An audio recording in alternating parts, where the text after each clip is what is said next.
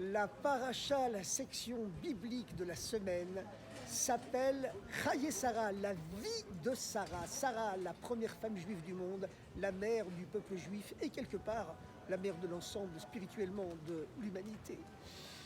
Mais pourtant, cette section biblique, cette paracha, ne parle que de la mort de Sarah. Elle commence par parler de sa mort.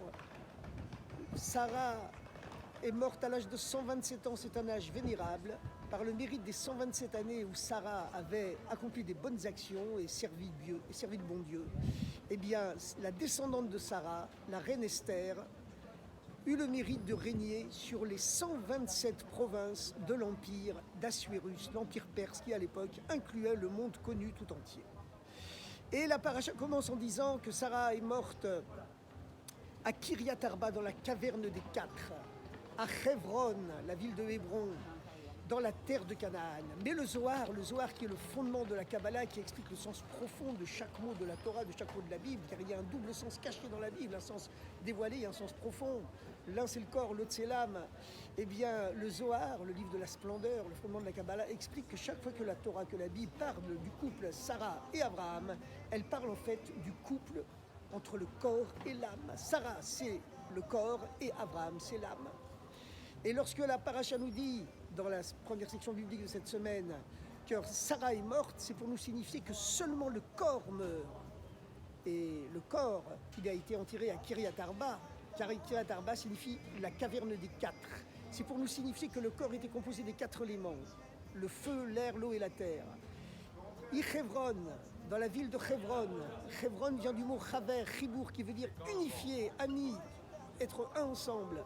Ce qui signifie que lorsque Sarah était vivante, lorsque le corps était vivant, les quatre éléments étaient unifiés.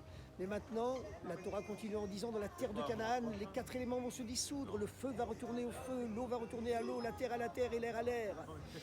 Et ils vont se dissoudre dans la terre de Canaan. Le verset de la Torah continue en disant que Abraham s'est levé de la face de sa mort.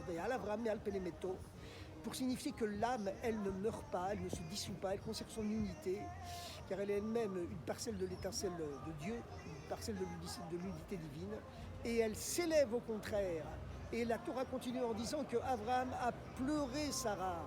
Il a prononcé son oraison funèbre et il l'a pleuré, pour signifier que l'âme pleure le corps après la mort du corps. Elle conserve un lien avec le corps et ce lien se dissipe peu à peu à travers les 7 jours du deuil, le mois du deuil, les 11 mois où on dit le Kaddish, les 12 mois jusqu'à la fin qu'on sort complètement du deuil. Et en vérité, le Zohar, le livre de la Kabbale, enseigne que les étincelles divines qui sont cachées dans tous les atomes, toutes les cellules du corps, possèdent une intensité divine encore supérieure à l'étincelle divine qui est dans l'âme.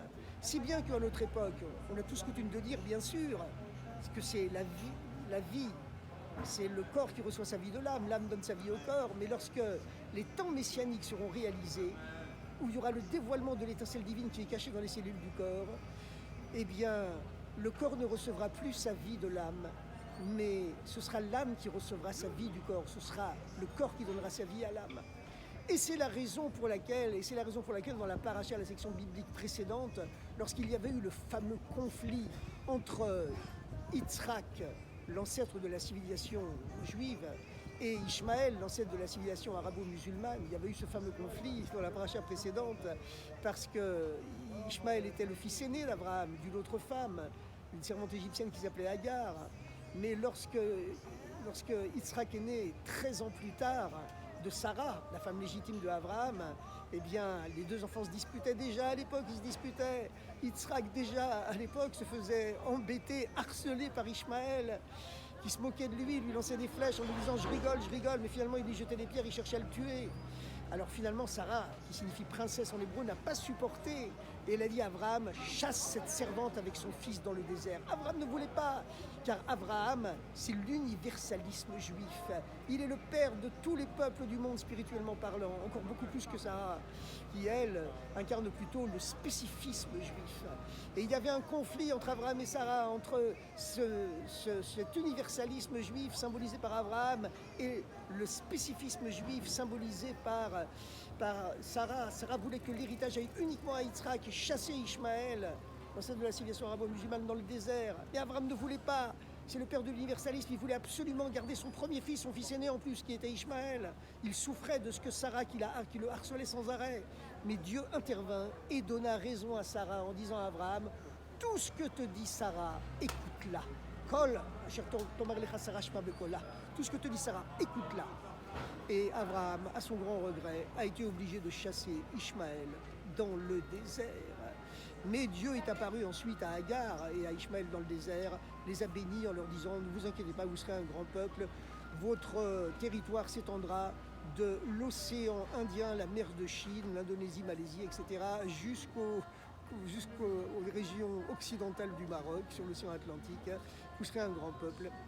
Et donc finalement, c'est Yitzhak qui a reçu le véritable héritage de Abraham. Pourtant, puisque Abraham symbolise l'âme et que Sarah symbolise le corps, on pourrait se poser une question.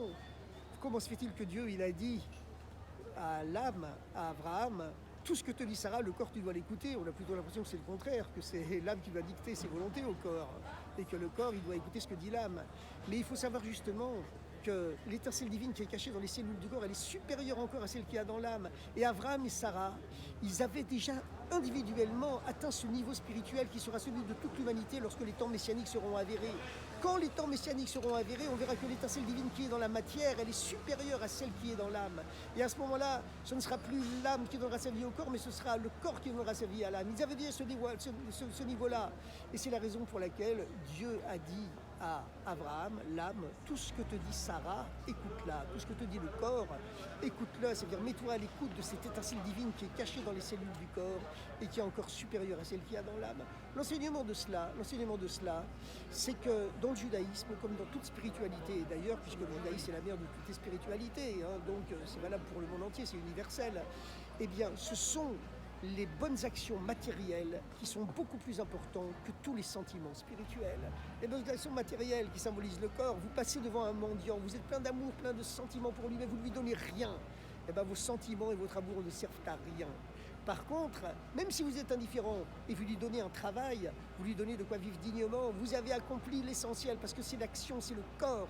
L'étincelle divine qui est dans le corps, dans les choses matérielles, est supérieure à l'étincelle divine qui est dans les choses spirituelles.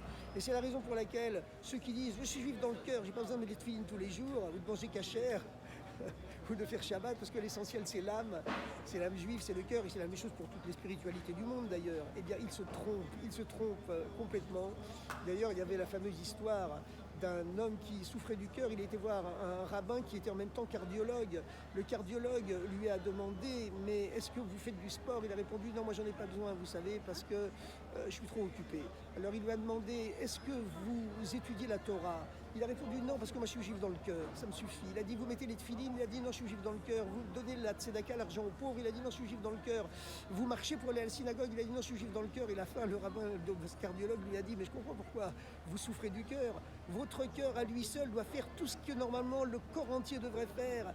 Le cerveau qui devrait étudier la Torah, la main droite qui devrait donner l'argent aux pauvres à la tzedaka, la main gauche qui devrait mettre les téphilines, les pieds qui devraient marcher pour aller à la synagogue, l'estomac et les intestins qui devraient manger, digérer la nourriture cachère. Votre cœur à lui seul, il est obligé de tout faire. Donc je comprends qu'il n'en peut plus.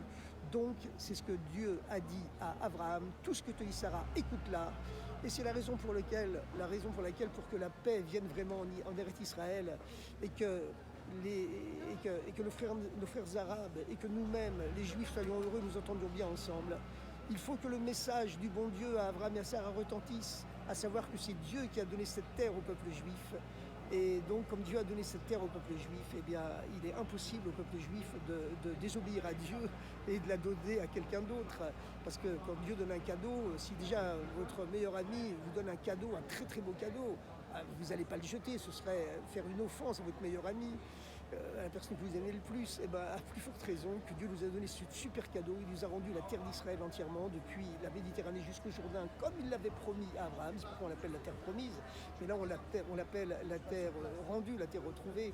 Et c'est ça seulement, lorsqu'Israël tiendra ce langage fièrement à l'ONU et dans le monde entier, qui donnera la paix et que Israël deviendra une source de bénédiction pour tous ses voisins, pour tous les descendants d'Ishmaël, et également pour le monde entier, parce qu'il aura assumé sa vraie identité, sa vraie personnalité et son message universel de paix, de bonté et de gentillesse. À très bientôt.